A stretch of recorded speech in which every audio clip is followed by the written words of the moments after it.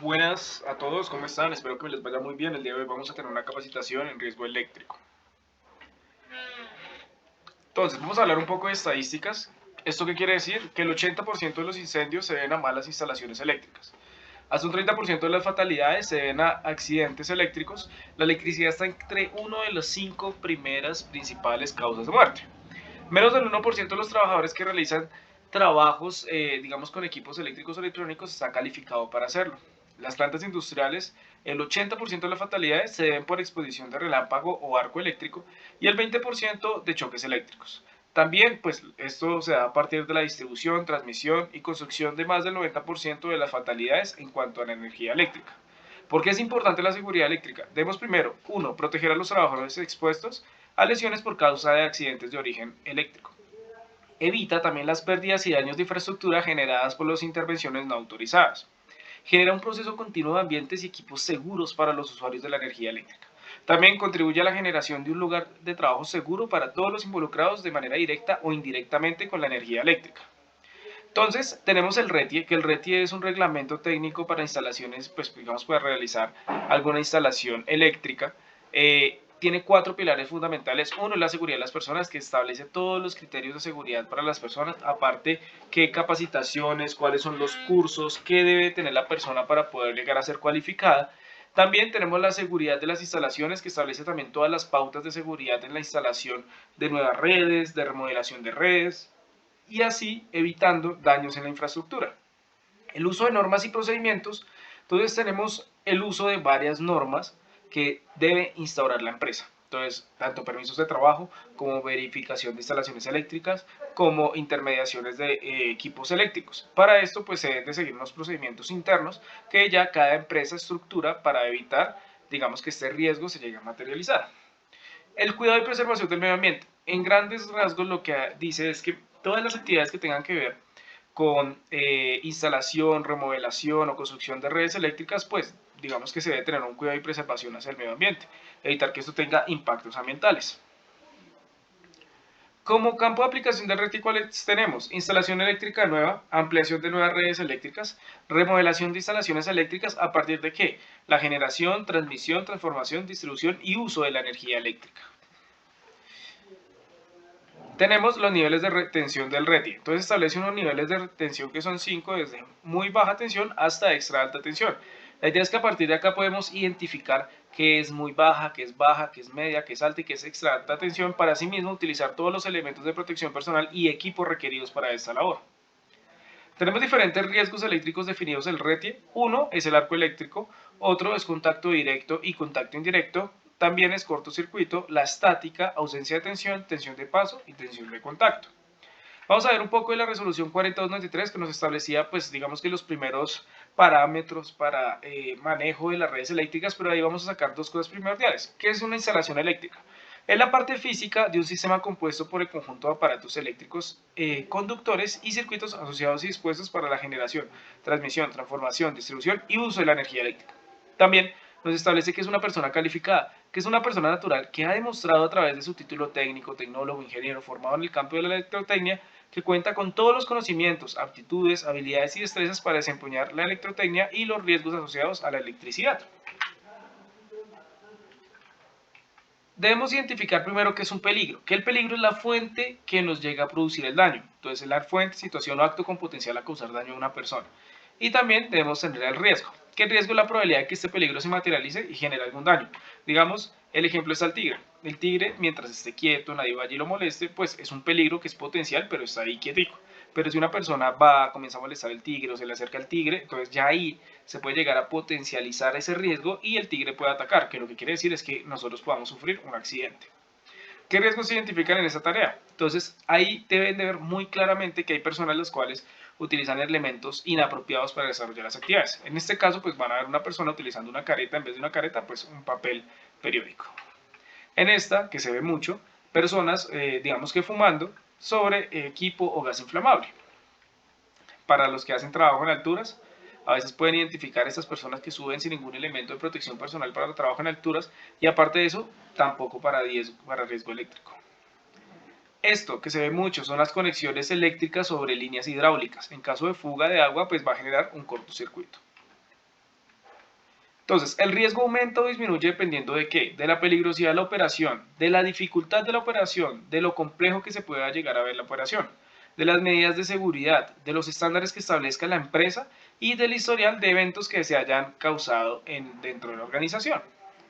Entonces, ¿cómo definimos el riesgo eléctrico? Primero debemos definir qué es una probabilidad de una lesión o daño por contacto directo o indirecto con elementos eléctricamente energizados, que es una probabilidad de lesiones o daños de exposición de una onda expansiva o un arco eléctrico.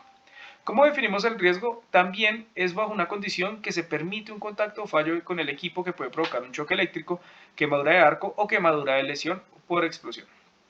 Entonces tenemos una tensión por contacto, que es la diferencia potencial que podría experimentar una persona a través de su cuerpo cuando se presenta una corriente o una falla en una subestación eléctrica y asimismo tiene la mano o parte de su cuerpo en contacto con la estructura de puesta a tierra. Entonces, ¿qué quiere decir eso? Que la tensión de contacto es cuando hay una descarga de energía sobre la puesta a tierra y la persona tiene la mano en esa puesta a tierra. Claramente en ese caso se va a electrocutar. ¿Cuáles son los factores o posibles causas? Los rayos, fallas a tierra, fallas de aislamiento y violación de las distancias de seguridad.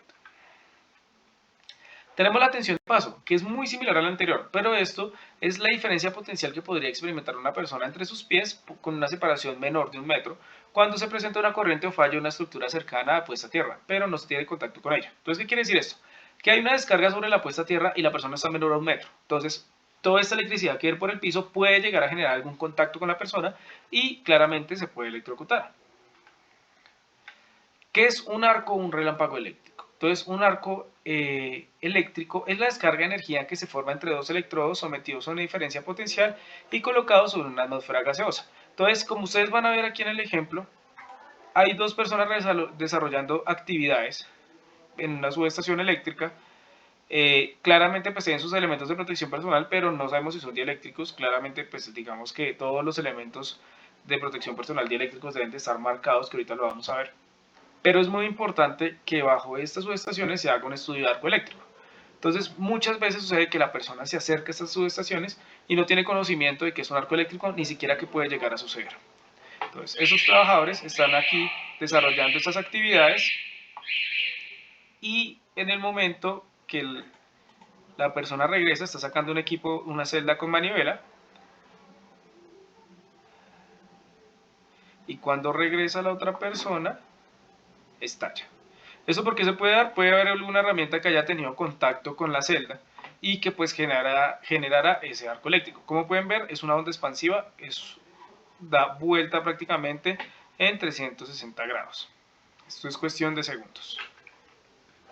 Entonces, ¿qué puede generar ese arco eléctrico? La explosión de arco es la creación de una bola de fuego plasmática conductiva, alcanza más de 35.000 grados Fahrenheit, genera un calor extremo, es una ola de Person también, alto nivel sonoro, generación de metralla, estamos manejando energía eléctrica, niveles intensos de luz y rápida expansión de aire supercaliente. Entonces hay unas fronteras de arco eléctrico que el cual se establece la frontera de relámpago de arco, la frontera de aproximación limitada y la frontera de aproximación restringida. Esto debido a que aquí se encuentran las tres fronteras del arco eléctrico. Las tres primeras de la derecha son las fronteras hasta donde puede llegar a ir el arco eléctrico. O sea, desde donde empieza ese rayo que está cayendo azul, ahí puede llegar el arco eléctrico. Desde ahí las personas calificadas deben ingresar con su traje para arco eléctrico, debe la persona ser calificada para manipular estos equipos, debe utilizar todos los elementos de protección personal para manipular estas herramientas o equipos o celdas y todas las autorizaciones requeridas. En el límite de aproximación seguro solamente puede ir personal no calificado, pero únicamente si están acompañadas por personal calificado. Entonces, el contacto directo se puede generar por el contacto directo con cables o con, digamos, aparatos internos del equipo. Y el contacto indirecto es directamente sobre una carcasa metálica del equipo que pues, puede estar energizada y genera un contacto indirecto. Efectos de la corriente del cuerpo. Entonces, dependiendo de qué puede llegar a afectar el cuerpo, del voltaje de la corriente, de la presencia de humedad en el ambiente, de acuerdo a la fase del ciclo cardíaco, si está en sístole o diástole, digamos que hay una menor probabilidad de sobrevivir si está en diástole. Y el estado de salud de las personas antes del choque. ¿Qué puede llegar a generar? Trastornos cardiovasculares, trastornos fisiológicos, metabológicos y mentales, caídas en alturas, golpes contra objetos, proyección de esquilas, incendios e explosiones. Entonces, ¿qué es una condición de trabajo eléctricamente segura es el estado por el cual un conductor eléctrico o una parte de un circuito ha sido desconectada, bloqueada, identificada su fuente de concordancia con los estándares establecidos, se han verificado y asegurado la necesidad de hacer un aterrizaje, que son las 5 reglas de oro, pero yo les voy a arreglar de 8. Estas 8 reglas de oro, primero está en determinar las fuentes de energía. Entonces la idea es que antes de hacer cualquier intervención, verifiquemos cuáles son las posibles fuentes de energía que pueden llegar a energizar el tablero eléctrico o el equipo. Interrumpir la carga, verificar de forma visual toda la señalización que hay en el área. Es muy importante, al igual que hacer la liberación y el bloqueo de la energía. ¿Cómo se hace el bloqueo de energía? Pues digamos que se puede hacer la liberación y se hace la instalación de un candado. Este candado es para bloquear que las personas o cualquier persona vaya y nuevamente energice el equipo. Se debe hacer una medición de cero energía con el fin de verificar que debe quedar desenergizado totalmente el equipo e instalar puestos a tierra en caso de alguna descarga. Entonces muchas veces se conoce esto como LOTOTO, que es el lockout, que es el bloqueo de la fuente de energía.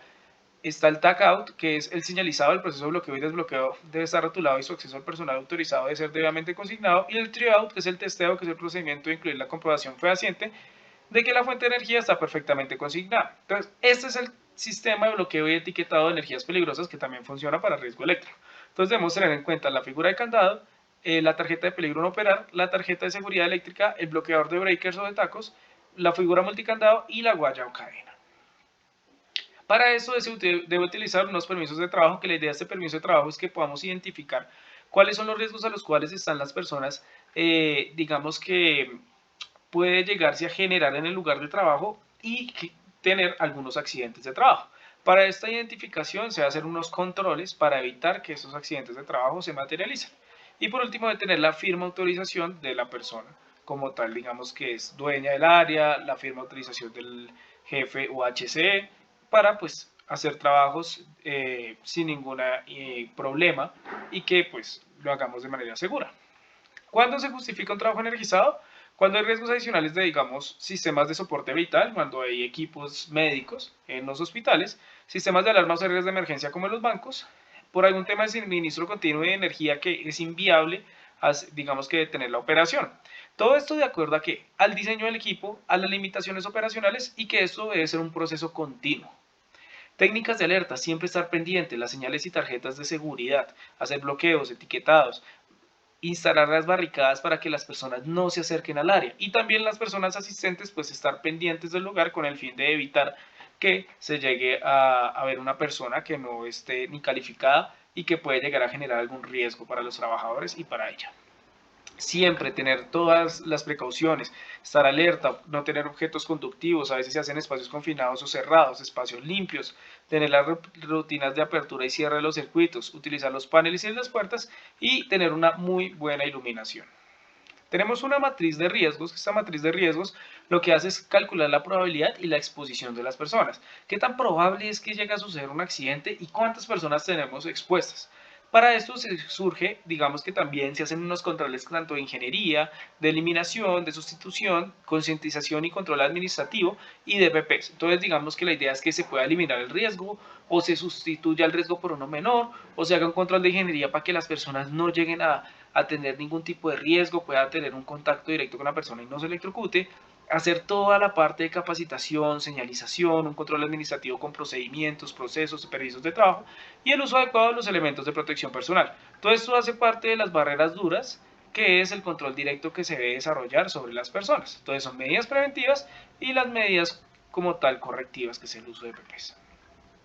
Entonces debemos tener muy en claro que las personas que realicen alguna manipulación de redes eléctricas debe tener toda la calificación para los determinados equipos. Entonces todo esto debe estar en capacidades técnicas para distinguir las partes energizadas de otras partes, capacidades técnicas para determinar la tensión nominal del circuito, límites de aproximación, adopción de decisiones y alcance de los riesgos asociados y la concesión de planificación necesaria. También la persona que se imparte formación en el empleo puede considerarse calificada. ¿Qué quiere decir esto? Que si hay una persona que lleva muchos años trabajando y que tiene toda la experiencia, se puede considerar como calificada también, siempre y cuando pase todos los requisitos para el CONTEC y para el certificado de competencias del SENA. El empleador debe determinar cada empleado cumple con la supervisión e inspecciones regulares. Entonces, las personas cualificadas también deben de saber utilizar los instrumentos de prueba. como los multímetros, y todo esto dependemos del instrumento para verificar que haya una ausencia total de tensión. La interpretación del dispositivo y comprende las limitaciones de todos los dispositivos. Puede que haya algún equipo que solamente pueda medir 10.000 voltios y necesitamos medir mucho más. Entonces esto debemos tener una concentración de tiempo, digamos que total, para evitar y poder verificar cuánto es el voltaje, tener un voltaje asertivo, que si el equipo nos mide 10.000 voltios, pues son 10.000 voltios, no vaya a ser mucho más. Entonces, siempre las limitaciones de los dispositivos es muy importante. Tener una persona no calificada, entonces, ¿qué debe hacer una persona no calificada? Entender los riesgos eléctricos. Nunca cruzar las barricadas, nunca cruzar los límites de aproximación de fronteras de arco. Entonces, ¿cómo se va a hacer el entrenamiento? Debe hacerse cada 3 años. Si se comprueba una formación, un empleo no se ajusta a la situación, la persona se debe reentrenar. Para nuevas tecnologías, equipos o procedimientos se debe reentrenar. Prácticas de trabajo no utilizadas normalmente como resultado de una investigación de accidente de trabajo o una auditoría, la persona debe de reentrenarse. Toda esta documentación se debe guardar aproximadamente por 20 años. ¿Por 20 años para qué? Para que esta persona, digamos que cuando se vaya, la empresa se cure también en salud, la empresa tenga todos los soportes de que la persona mientras estuvo trabajando en la empresa, pues se le realizaron todos los exámenes médicos, se le hizo toda la calificación necesaria y que pues ahí no tuvo ninguna incidencia, ninguna violación a la normatividad. También, ¿qué documentación debe guardarse? Todo lo que sea accidentes de trabajo, todo lo que sean exámenes médicos, capacitaciones, formaciones, todo, absolutamente la documentación del trabajador, la idea es guardarla por 20 años. Esta es la tarjeta de certificación o trabajador cualificado por parte del CONTE. La idea es que cualquier persona que llegue a manipular unas redes eléctricas debe tener este certificado. Claro está que todo depende del tipo de clasificación que tengas, si es TR1, TR2, TR3, TR4, TR5. ¿Esto es de acuerdo a qué? Pues digamos que a las competencias que tenga la persona, a la formación que tenga la persona, se le brinda una de esas clasificaciones. Muy importante, los requisitos y elementos de protección personal, todo lo que sea cascos, dieléctricos, ropa 100% de algodón, las botas de seguridad, los tapoderos dieléctricos, los guantes dieléctricos y la figura que viene en la parte derecha superior es el traje para arco eléctrico. Entonces es muy importante que todos los guantes dieléctricos, no solamente por ser de caucho, significan que pueden soportar un voltaje o que van a servir para cualquier energía eléctrica. No, esto es totalmente falso, ya que todos los guantes dieléctricos tienen una clasificación, bien sea de 00, 0, 1, 2, 3 o 4, y lo van a encontrar en la parte superior del guante. De acuerdo a esto, se sabe qué tipo de voltaje soporta este guante.